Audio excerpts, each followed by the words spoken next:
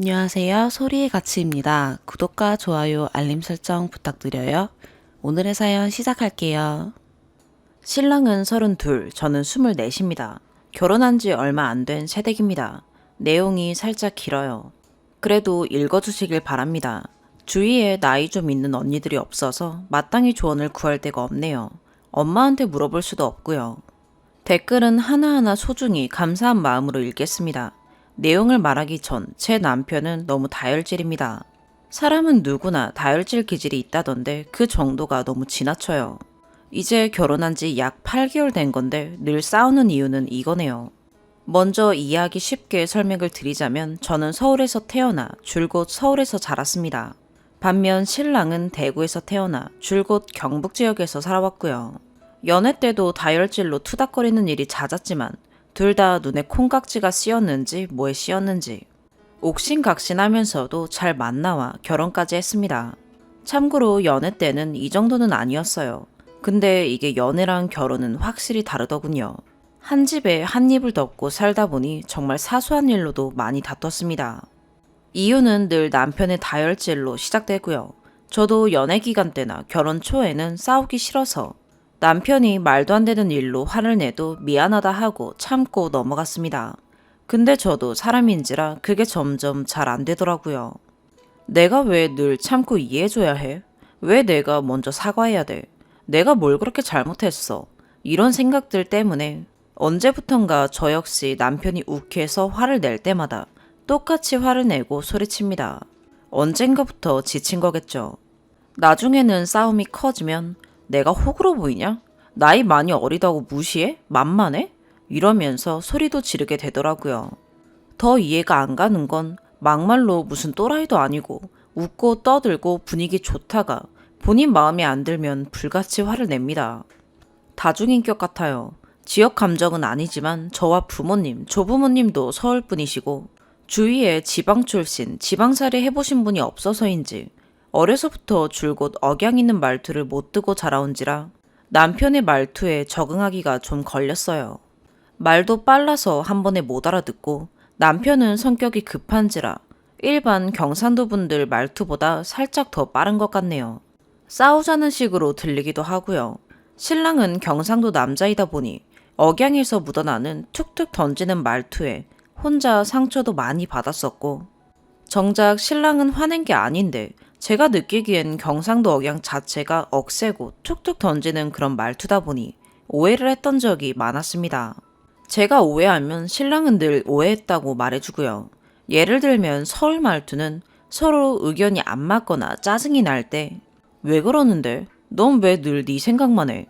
너무 이기적인 거 아니야? 넌 잘했어? 이런다 치면 경상도 남자인 제 신랑은 와카노, 닌 항상 그딴 식이다. 지피 몰라. 캄, 네가 잘했나? 뭐 이런 식입니다. 억양부터 세고 마음에 팍팍 꽂힙니다. 등 돌려 몰래 눈물 훔치기도 태반이었고요. 근데 이건 뭐 말투가 다를 뿐이지 하는 생각에 이제는 이해합니다. 각설하고 이해를 돕도록 실제 있었던 몇 가지 상황을 이야기해 드릴게요. 보기 쉽게 신랑 말을 서울말로 쓰겠습니다.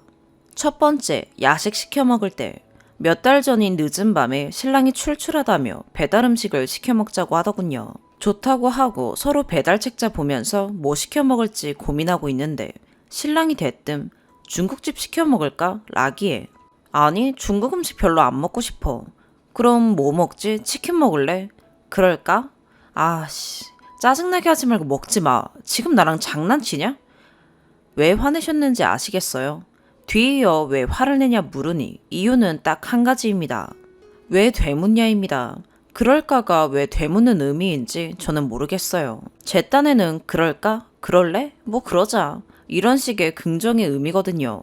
자기가 물었으면 yes, no로 대답을 해야지. 왜 사람 짜증나게 대묻고 난리냐고 합니다. 이날도 저도 그게 화낼 일이냐고 어르고 달래다가 도저히 말이 안 통해서 대판 싸우고 둘 다 쫄쫄 굶었습니다. 두 번째, 닭갈비 먹으러 간 날. 신랑이 토요일이니 밖에 나가서 맛있는 거 사 먹자길래 간만에 치장도 좀 하고 나갔습니다. 집 근처 닭갈비집 가서 닭갈비 2인분을 시켜서 몇 젓가락 먹었는데 신랑이 막국수 먹을래? 하더라고요. 저는 어렸을 때 부모님 따라 한번 먹어보고 국수에서 파리가 나와 안 좋은 기억이 있어서 한 번밖에 안 먹어봤다고 했죠. 그때가 여름이라 날도 더웠고 막국수는 비빔, 물 두 가지가 있었습니다. 신랑이 막국수 먹고 싶어? 라기에 먹자 먹자. 뭐로 먹지? 뭐가 더 맛있으려나? 라니까 더우니까 물막국수 먹을래? 물막국수? 비빔이 좀 더 좋을 것 같아. 그럼 비빔 시킨다. 아니다. 물막국수 시킬까? 좀 더 고민해보고 시키자. 아, 짜증나네. 그냥 먹지 마. 닭갈비나 먹어. 또 짜증나게 하네. 아니, 고민도 못합니까? 신랑이 성질이 좀 급해요. 근데 여느 부부나 커플들도 하물며 카페나 분식집을 가도 저 정도 고민은 하지 않나요? 대부분 남자들은 저 정도 고민해도 짜증내나요? 제가 너무 이랬다 저랬다 열받게 한 건가요? 세 번째, 포인트 벽지 붙이는 날. 포인트 벽지라 하긴 좀 그렇고 밋밋한 벽지에 캐릭터 스티커 같은 거 붙여서 벽지에 포인트 주는 걸 했습니다. 그 스티커를 제가 곰돌이 푸, 미키 미니마우스 이 두 가지 테마를 사왔습니다. 신랑이 관심을 보이더니 제가 한 개 붙이고 있으니 재밌겠다며 자기가 해준다고 하더라고요. 침대 위에 붙이는데 가운데를 기점으로 붙인다고 멀리 떨어져서 봐달라고 하더라고요. 신랑이 봐봐, 가운데야? 아니, 왼쪽으로 조금만 더. 됐어? 아니, 조금 더 가면 될 것 같아. 신랑은 화를 참을 때 내는 한숨 소리를 한번 내더니 아, 뭐 하는데? 아, 더럽게 답답하네. 너 지금 뭐 하는데? 내 말 알아듣긴 들었냐?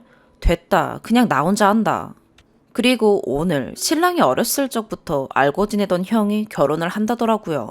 그 결혼식에 가기 위해 저도 잠 몇 시간 못 자고 일찍부터 일어나 꽃단장을 했습니다. 간만에 꾸민 제 모습을 보고 신랑도 덩달아 아빠 미소로 흐뭇해하며 우리 자기 이쁘네. 너무 이쁜 거 아니야? 하면서 입에 발린 칭찬도 해주더군요. 신랑이 입을 정장 바지를 서툴지만 다림질도 해주고 분위기 좋게 집을 나서서 차에 탔는데 제가 조그만 클러치백을 들고 나왔거든요.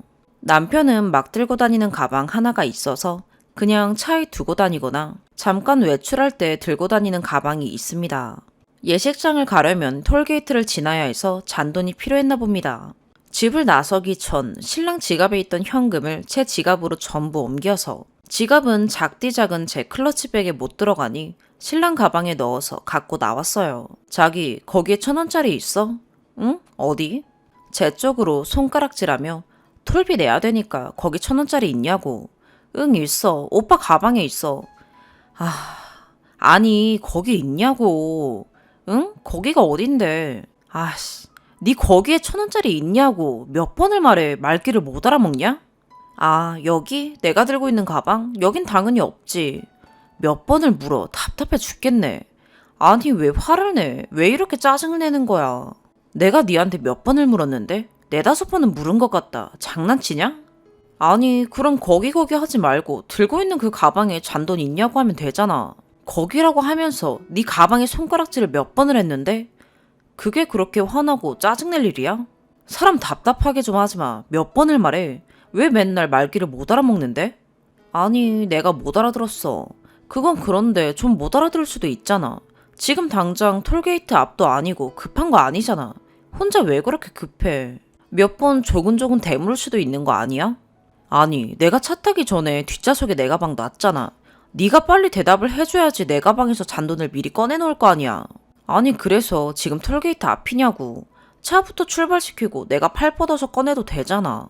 신랑은 하고 한숨을 한번 쉬더니 악셀을 있는 힘껏 밟아서 출발시키더군요. 그때부터 눈물이 왈칵 하더라고요. 얼마나 공들인 화장인데. 저도 너무 억울하기도 했고 감정이 상하고 너무한다는 생각에 눈물은 줄줄 흐르고 이 기분으로 도저히 식장에 갈 수 없을 것 같아 저 역시 욱하는 마음에 차 세우라고 했습니다. 혼자 가라고요. 저도 이랬던 적은 없었는데 아까는 정말 가기 싫더라고요. 이런 상태, 이 기분으로 예식장 가서 활짝 웃으면서 축하해줄 용기도 맛있는 음식을 맛있게 먹을 자신도 없었습니다. 차 세우라는 제 말을 듣고 신랑이 궁시렁대면서 욕을 하고 엄청 밟아대더니 집에 데려다 주려는 의도였는지 진짜 제 몸이 휘청일 정도로 무섭게 밟더라고요. 그러더니 집 앞에 와서 끼익 하고 세우더라고요. 저는 제 지갑으로 다 합쳐놓은 현금 중 5만 원을 꺼내서 내던지듯이 주고 내리려는데 톨비 줘 하길래 지갑에 있던 지폐 다 꺼내서 대충 주고 집에 들어와서 엉엉 울었습니다. 한 2, 3분 뒤 신랑이 집에 들어와서 결혼하는 형한테 전화하는 것 같더라고요. 자세한 건 못 들었는데 식장 가려고 준비 다 하고 집을 나섰는데 어쩌고 계좌로 보내준다 어쩌고 신랑하고 맥주 한잔 하면서 길게 대화로 풀어도 받고 다혈질 좀 고쳐달라고 애원도 해봤고 같이 화내기도 제가 더 화내기도 울기도 참기도 해볼 건 다 해봤는데 이 불같은 다혈질 고칠 방법 없을까요? 정말 자기 화를 주체 못해서 마구마구 쏟아내면서 화를 낼 때는 눈을 동그랗게 뜨고 소리소리를 지르는데 막말로 그러다 한 대 맞을까봐 겁도 나요. 예전엔 저도 너무 겁나고 해서 그러다 한 대 치겠다 하고 소리친 적도 있네요. 자기 말로는 자기는 그런 쓰레기 짓은 안 한다고 때리려면 진작에 때렸다네요. 그 말이 더 무섭지만요. 여담이지만 저 연애 경험이 그리 없진 않았어요. 저를 이렇게 답답해하는 사람도 처음이고 이렇게 자주 싸운 적도 처음입니다. 혹시 나한테 문제가 있나 라고 생각해봤는데 저한테 문제가 있었다면 신랑 만나기 전 연애했던 사람들 중 하나라도 이야기가 나왔겠죠. 제가 다 부처 같은 사람들만 만난 것도 아니고요. 한 번은 울며 불며 도저히 안 되겠다 싶어서 신랑한테 이런 얘기까지 했었네요. 오빠를 만났던 다른 여자들은 오빠가 그렇게 화날 때마다 어떻게 했냐고. 나는 울어도 받고 참아도 받고 같이 화도 내보고 이해도 해봤고 내 손에서 해볼 건 다 해봤는데 도저히 감당도 안 되고 방법을 모르겠다고. 신랑 말로는 걔들은 본인이랑 같이 개난리 치고 쿨하게 풀었대요. 여러분이 볼 때 제가 그렇게 많이 답답한가요? 매번 답답하다 화를 내는 신랑인데 멀리 시집와서 근처에 아는 사람도 친구도 없어서 불러내 하소연할 사람도 없네요. 혹시 저 같은 고민 있으신 분 있으신가요? 그럼 해결 방법 좀 공유를 해주십사 이렇게 글을 올립니다. 위에도 여러 번 언급했듯이 지역 감정은 전혀 없고요. 저 경상도 사람 엄청 좋아합니다. 그러니 신랑하고도 결혼했겠죠. 경상도 말투, 억양에 대한 언급은 지극히 저 혼자만의 견해입니다. 기분 나쁘게 보진 말아주셨으면 하네요.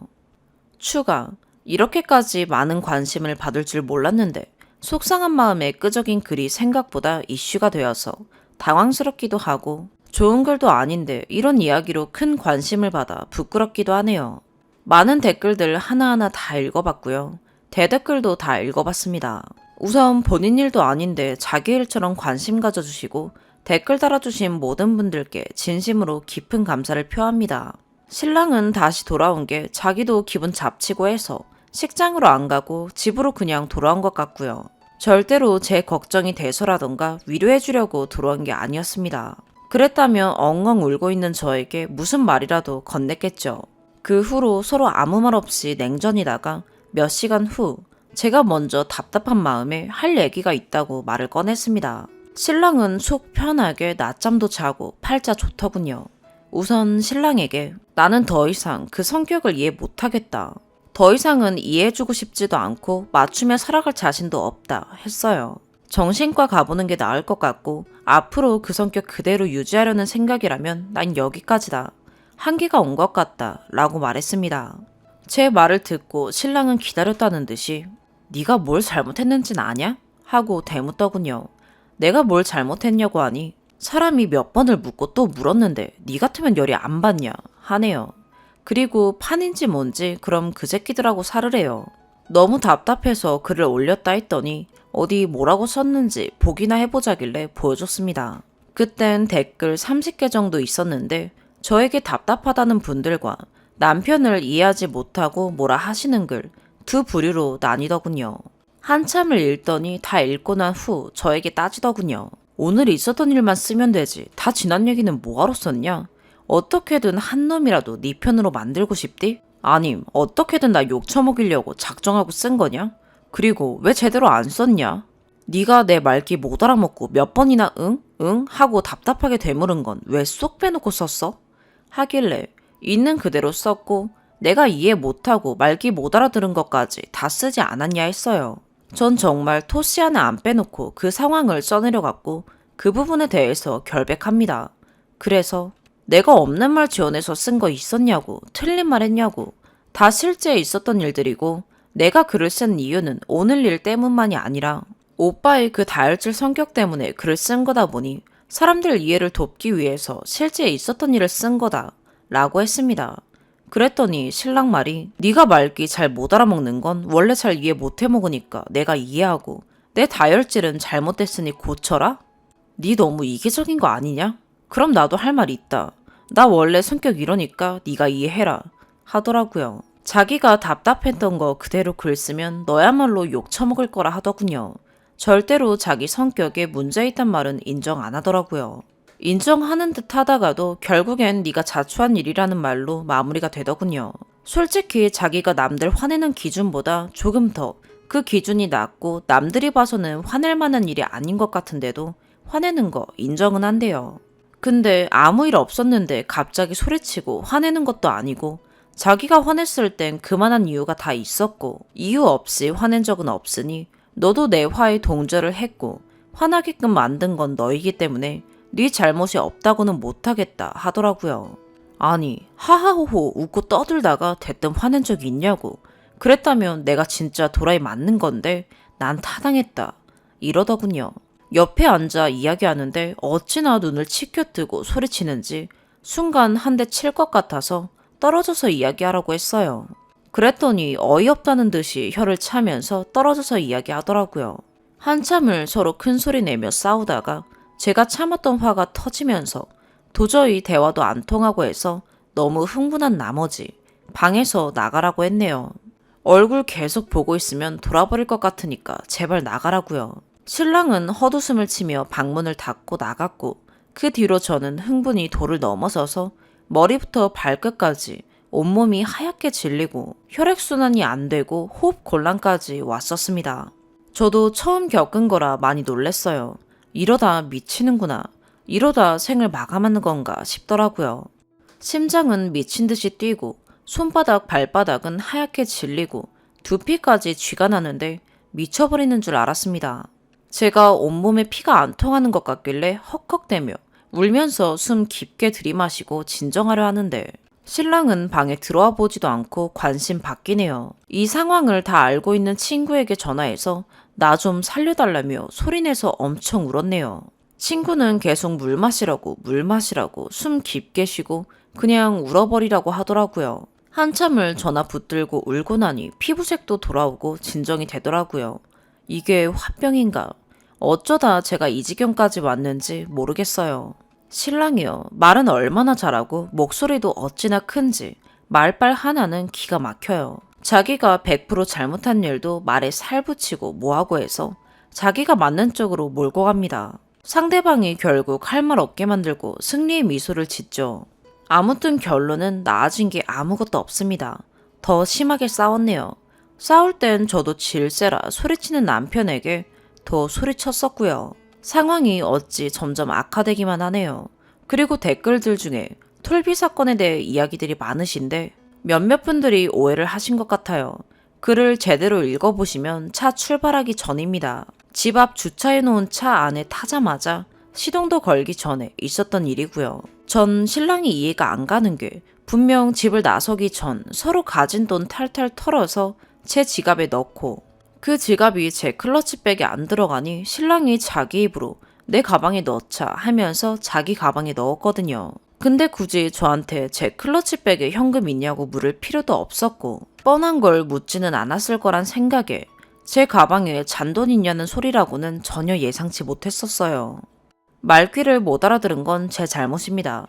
그 부분에선 저 역시 할 말이 없고요.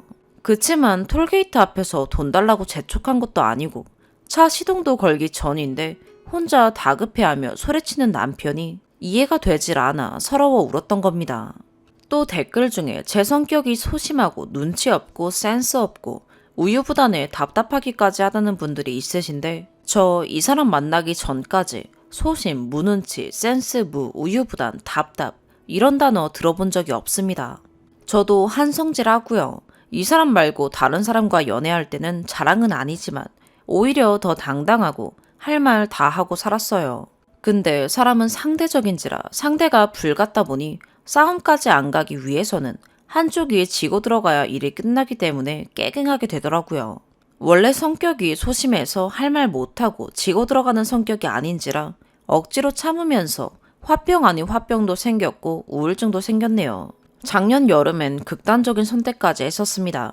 정말 그러면 안 되는 거였지만 적응도 안 되고 멀리 시집와 아는 사람 하나 없는 이 먼 타지에 혼자만 덩그러니 놓인 것 같아 고 괴롭고 슬픈 상태에 술 한 잔까지 하니 혼자란 생각이 그랬네요. 저도 제가 그땐 왜 그랬는지 모르겠네요. 여차저차 신랑이 119에 전화해서 응급차 와서 살긴 살았네요. 당시엔 신랑이 울며불며 내가 다 잘못했고 하라는 대로 다 할 테니 죽지만 말라며 응급차 안에서 오해를 했었지만 그때뿐이네요. 며칠 안 가 다시 원래 모습으로 돌아오더군요. 그러다 보니 자존감도 낮아지고 신랑이 다혈질로 불같이 화를 내다 보니 또 화내면 어떡하지 눈치 보게 되고 참 이럴 땐 내가 등신 같다는 생각도 합니다. 그리고 늘 작은 일로 갑자기 화내는 신랑 탓에 하고 싶은 말도 못다 하고 신랑 언성이 조금만 높아지려 하면 당황부터 해서 어버버거리게 되더라고요. 하는 신랑 한숨 소리만 들어도 저부터 신경이 곤두서고 주눅 들어서 눈치 보고 있어요. 솔직히 톨비 사건 때도 점점 언성이 높아지려 하는 신랑 때문에 겁부터 집어먹어 말귀를 더 못 알아듣는 것도 있었어요. 음식 먹을 때 고르는 건 가끔 단번에 먹을 음식을 못 고른다 뿐이지 계속 질질 끌고 이거 먹을까 저거 먹을까 계속 고민하는 스타일 아닙니다. 어쩌다 고민해서 이거 먹을까 저거 먹을까 하다가 20초 안에 골라요. 골랐다가 번복하는 일도 별로 없고요. 오히려 친구들과 식당 가면 제일 먼저 고릅니다. 또 치킨 사건에서 그럴까로 말들이 많으신데 서울말로 그럴까는 긍정의 의미입니다. 상대를 배려하는 말이죠. 절대 되묻는 게 아닙니다. 이 부분은 신랑과 제 고향 억양 차이로 오해가 생긴 듯해요.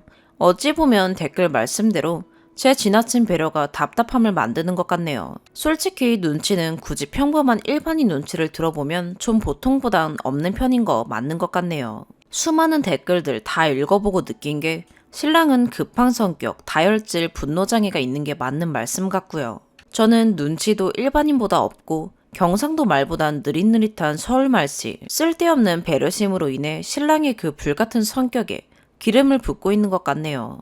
저 역시 조금 더 느긋하고 여유를 가질 줄 알고 분노를 조절할 수 있는 사람을 만나면 행복할 것 같고 신랑 역시 답답하지 않게 빠릿빠릿 알아듣는 여자를 만나면 행복할 것 같아요. 결국은 서로 안 맞는 사람끼리 억지로 끼워 맞춰 살아가려다 보니 이 지경에 이른 것 같아요. 전체적인 상황에서 다혈질적인 남편 성격이 문제가 됐지만 제 잘못도 없다고 하고 싶진 않아요. 그리고 불행 중 다행인 게 아직 혼인신고는 하지 않았어요. 헤어짐을 준비 중입니다. 더 늦기 전에 이 상황에서 발을 빼고 싶네요. 아기를 가졌던 적도 없고 이쯤에서 그만해야 될 듯 하네요. 나중에 혼인신고도 하고 아기까지 생기고 울며불며 후회해도 그땐 늦겠죠. 소중한 관심과 댓글 감사드립니다. 평생 못 잊을 것 같아요. 글은 내리지 않겠습니다. 혹여나 헤어짐 준비 중에 신랑이 붙잡거나 했을 때 또 마음 약해져서 이 구정물에 다시 몸담지 않기 위해 이 글 곱씹고 또 곱씹으려고요. 사랑이란 단어에 정이란 단어에 가려져 흐려졌던 제 판단력이 확실히 뚜렷해진 것 같아요. 이러다 나아지겠지. 그래도 사랑하니까 참아야지. 라는 도닦는 마음으로 상처난 곳에 얼마 지나지 않아 또 상처를 입고 그 위에 흉이 채 가시기도 전에 또 상처가 얹어져도 사랑하니까 라는 말로 미련하게 모든 걸 다 덮으려고 했네요. 자기 일처럼 가족 일처럼 위로해 주시고 충고해 주신 것 너무 감사합니다. 쓴소리 해주신 분들도 너무 감사합니다. 모두 좋은 신부, 좋은 신랑감 만나서 예쁜 가정 꾸리시길 바라며 예쁜 가정 꾸리신 분들도 가정에 늘 행복이 가득하길 바랍니다. 두 번째 추가. 이게 그냥 오고 가면서 댓글 하나씩 달아주신 건데 힘이 많이 되네요. 신기하죠? 그간 외로움에 찌들어 사람이 많이 그리웠나 봐요. 저 역시 참 모자란 게 많은 사람인데 위로해 주시고 제 글에 공감해 주시고 옹호해 주시는 분들, 단소리 쓴소리 조언해 주시는 분들, 제 일같이 화내 주시는 분들 감사합니다. 쓴소리 해주시는 분들도 다름없이 감사하고요. 슬슬 짐 정리하려고요. 부모님이 계시는 고향인 서울로 가려고 합니다. 정말 다신 오고 싶지 않은 곳이에요. 생각이 많아요. 참 좋을 땐 좋았고 많이 사랑했던 사람인데 미련한 건지 멍청한 건지 웃기게도 좋았던 기억들이 더 많이 생각나 마음 한켠이 아리기도 하고 또 한편으론 후련하기도 하고 싱숭생숭이네요. 같이 산 정이 있는지라 그래도 다혈질, 분노 조절 장애만 빼면 사람 참 괜찮은 사람인데 원래부터 악한 사람은 없잖아요. 답답했던 저랑 달리 화끈하고 시원털털한 같은 지역 여자 만나 행복했으면 좋겠네요. 저랑 이렇게 서로 뜻이 안 맞고 성격이 안 맞아 헤어지게 되었지만 그렇다고 이 사람의 불행을 기도하고 싶진 않네요. 여기서 또 제 미련곰탱이 버릇이 나오는 건가요? 제가 글을 쓰면서도 어떤 분들이 보면 끝까지 지 착한 척, 지만 불쌍한 척, 피해자인 척 한다고 볼 수도 있을 것 같아요. 그런데 전 뼛속까지 진심입니다. 인상 깊었던 댓글들이 많았는데 그중 하나가 손뼉도 마주쳐야 소리가 난다. 글쓴이가 그만큼 돋구었기 때문에 이 사단이 났다. 이건 양쪽의 입장을 다 들어봐야 한다. 뭐 이런 식의 댓글이네요. 오르신 말씀 같아요. 제 신랑이 정말 정신 나간 싸패도 아니고 뭔가 나름의 이유가 있겠죠. 그런 성격의 신랑을 제가 좀 더 부드럽게 케어해주면 괜찮아질 것 같다는 분들 안 해봤겠습니까? 연애 초, 결혼 초에 본인의 다혈질 성격을 부드럽게 만들어주고 한 번 더 생각하게끔 화냈던 자신이 미안해지게끔 만드는 제 모습에 반했던 신랑이네요. 그런데 제가 언제부터 바뀌었어요. 당하고 반복되는 그 성격 때문에 지쳐서 어느 순간 놓아버리게 되고 같이 화를 내게 된 거죠. 이 부분에서 신랑은 되려 저에게 변했다고 합니다. 저도 참 많이 변했어요. 한결같았어야 했는데 저도 사람인지라 계속 달래주고 이해해주고 조근조근 설명해서 화를 풀어주기가 쉽지 않더라고요. 아무튼 댓글들 감사합니다. 대댓글까지 계속해서 쭉 실시간으로 읽고 있네요. 서울 가서도 읽을 거예요.